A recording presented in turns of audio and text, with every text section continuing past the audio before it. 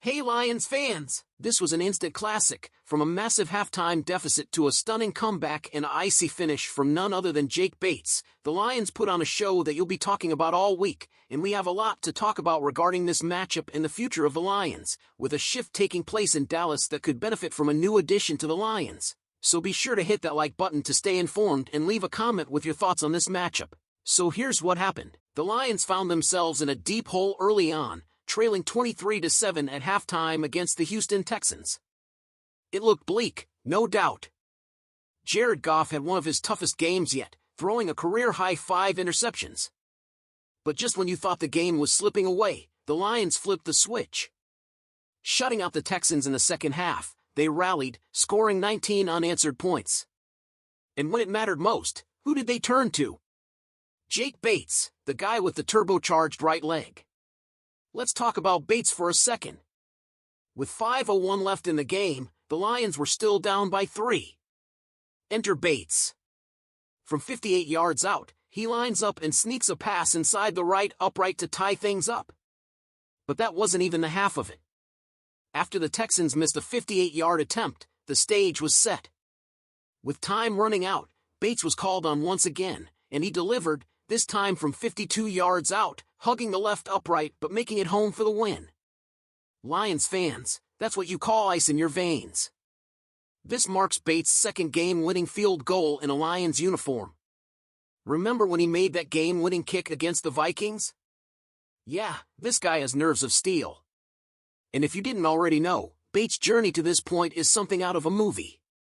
From selling bricks, and not the construction kind, to drilling punts, his story is one of redemption and perseverance. He's now 14 of 14 on field goal attempts in the NFL. Performing on the biggest stage, in front of a crowd just a few miles from his hometown of Tomball, Texas, only adds another layer of magic to his journey.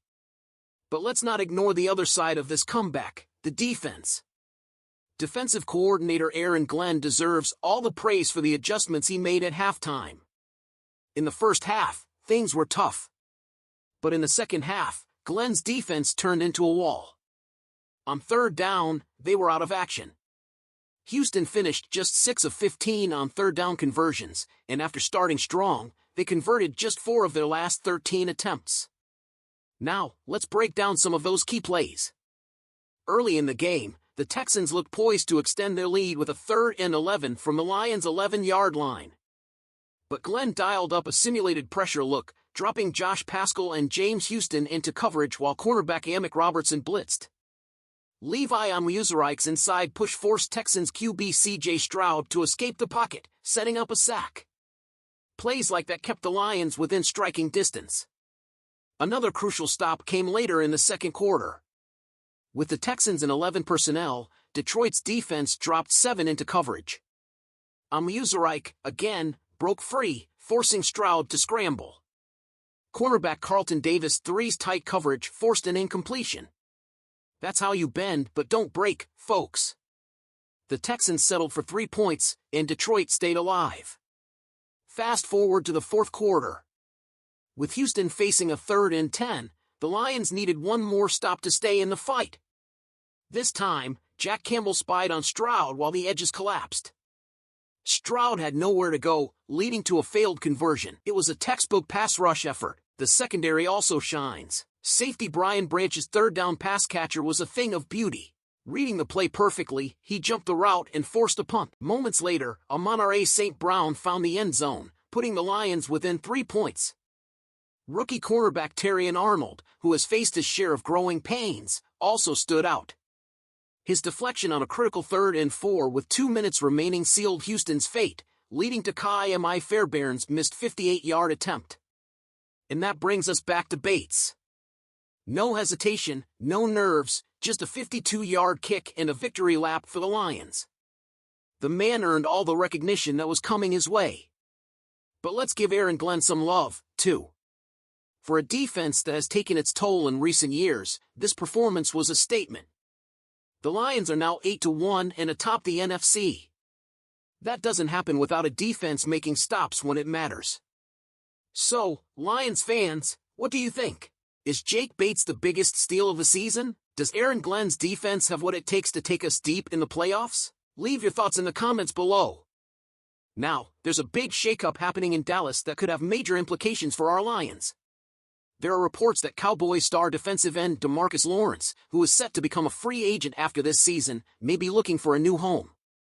Lawrence, who has been a staple of the Cowboys' defense for over a decade, could be on his way out, and Detroit is in the mix as a potential landing spot.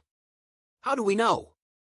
Well, Bleacher Report's Kevin Knox recently highlighted the Lions as one of the top 2 teams eyeing the Pro Bowl pass rusher, alongside the Washington Commanders, led by Lawrence's former defensive coordinator Dan Quinn. Now, why is this even a possibility? For starters, Dallas is in a tough spot. They've got a 3-6 record, and it's not looking good for Mike McCarthy and his staff. If things don't turn around soon, there could be big changes at the top, and that means longtime Cowboys like Lawrence could be looking for a fresh start. With 11 years under his belt and still playing at a high level, Lawrence remains a force on the edge. He's shown no signs of slowing down and could easily attract a hefty payday in free agency. So why should Lions fans be excited about the idea of Lawrence in Honolulu blue?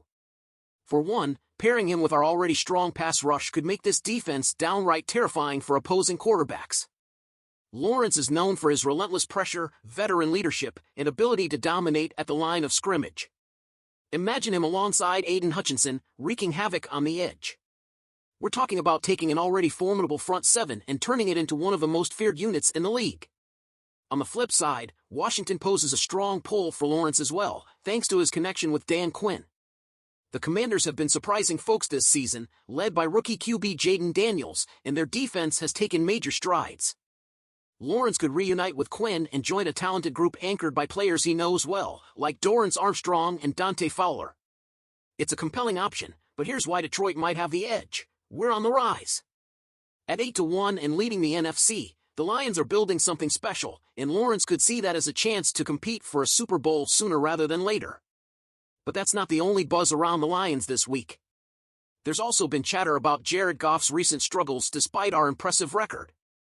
Yes, we pulled off a gutsy comeback against Houston to move to 8-1, but Goff's 5 interceptions have some analysts raising eyebrows. It's fair to say that kind of performance won't fly in the playoffs, but let's not forget this: Goff's been resilient. Coach Dan Campbell and Goff himself have made it clear they're not panicking. And honestly, why should we? This team is winning games in every way possible: offense, defense, special teams. Even when Goff struggles, we've shown we can pull it together and come out on top. That's the mark of a great team. Still, there's no denying the questions swirling around Goff's consistency. Analysts like Connor Orr and Deontay Lee have pointed out that while the Lions are in a strong position, they'll need Goff to step up if we want to go deep in the playoffs. But here's my take: Lions fans, the adversity we've faced, the comebacks we've pulled off, and the toughness of this squad are exactly why we should be confident moving forward. There's always room for improvement, but we're built to win in different ways, and that's what sets us apart. Alright, that's a wrap on today's breakdown. What do you think about the idea of DeMarcus Lawrence joining the Lions? Is he the missing piece to take our defense to another level, or do you think we should focus elsewhere? And what about Jared Goff? Are you concerned about his recent performance, or do you trust in his ability to bounce back? Drop your thoughts in the comments below. And before you go, don't forget to like, subscribe, and hit that notification bell so you're always in the loop with the latest Lions news. Go Lions!